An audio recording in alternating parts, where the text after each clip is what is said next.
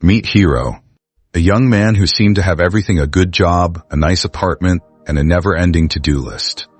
From dawn until midnight, Hiro was busy: endless meetings, checking emails, chasing deadlines. Yet, despite all his efforts, a nagging emptiness followed him. One night, unable to sleep, Hiro stared at the ceiling and whispered, "Why am I doing all this? What's the point?" A friend had once mentioned a wise Zen master in the mountains who helped people find clarity. Desperate for answers, Hiro set out on a journey. Hiro's journey to the monastery wasn't easy. He stumbled on rocky paths, crossed icy streams, and battled fierce winds. Yet as he climbed higher, he noticed the air becoming clearer, and his mind began to calm. Upon arrival, he saw the Zen master, a serene figure in simple robes, sitting quietly among blooming cherry blossoms. Despite Hiro's disheveled appearance, the master welcomed him with a gentle smile. Hiro poured out his worries. "Master, I work so hard, yet I feel lost. Am I wasting my life?"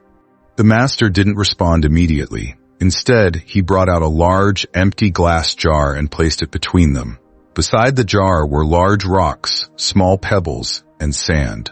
"Imagine this jar as your life," the master said. "Let's begin with what most people do." He started pouring sand into the jar until it was half full. Then he added pebbles, shaking the jar slightly so they nestled in between.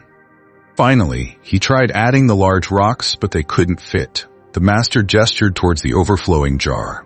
The sand represents trivial matters, endless emails, social media, gossip. The pebbles are minor tasks, errands, chores. The big rocks are what truly matters: your health, relationships, and personal growth. Hiro watched closely. When you fill your life with insignificant things first, there's no room for what's truly important, the master explained. Now, let's try a different approach. The master emptied the jar and began anew, this time placing the large rocks first. They filled the jar almost completely. Next, he added the pebbles, gently shaking the jar so they settled between the rocks. Finally, he poured the sand, which slipped into the remaining spaces. "See?" the master said softly. "When you prioritize what truly matters, there's still space for the small things. But if you start with distractions, there's no room for what gives life meaning." Hiro's eyes widened with understanding. "So I should focus on what really matters first: my health, my family, my passions?" The master nodded. "Exactly. The rest will find its place." Hiro returned home with a fresh perspective.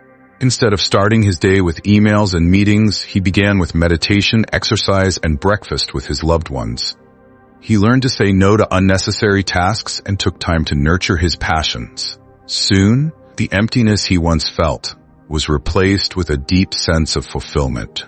One evening, as he watched the sunset, Hiro smiled, truly content for the first time. Take a moment to reflect. Are you filling your jar with sand and pebbles, or are you making space for the big rocks in your life? Remember, it's not about doing more. It's about focusing on what truly matters. Prioritize wisely, and everything else will find its place.